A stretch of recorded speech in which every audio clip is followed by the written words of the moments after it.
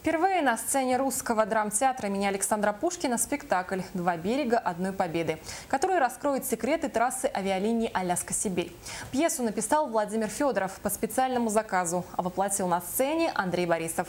Заслуженный работник культуры республики и ветеран авиации Якутии Иван Нигенбля выступил консультантом. Материал Нургаяны Егоровой. Это уже 7-я постановка Андрея Савича на сцене русского театра. А по пьесе Владимира Федорова 4-я работа. Как говорит режиссер, здесь атмосфера другая, нежели в других театрах. Наверное, единственный театр в России, где актеры по-настоящему искренны и преданы. К Александру Покрышкину. Вы не шутите, товарищ полковник? Какие могут быть шутки?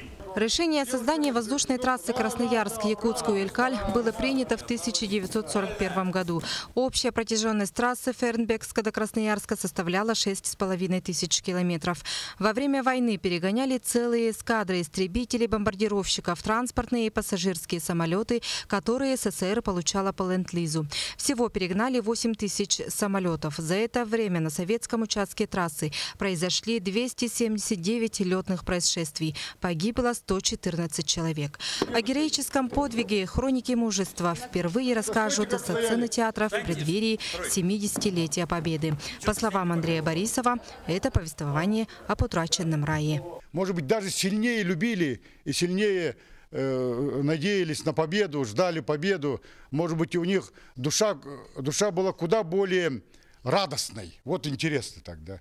И поэтому тогда и трагизм, и уход, героический уход этих людей, преодолевая огромные пространства, огромные страшные климатические условия, погибая в горах, замерзая среди снегов, Арктики, Аймекония, они все-таки они были счастливы. Вот об этом надо рассказать. Актеры изучили истории, чтобы вжиться в атмосферу военного времени, и даже садились за штурвал. А ведь покорить небо – мечта многих. И она отчасти воплотится во время премьеры постановки «Два берега одной победы» 2 и 3 мая. А 7 мая для ветеранов покажут спектакль бесплатно. Нургаяна Егорова, Егор Никифоров, НВК Саха, Якутск.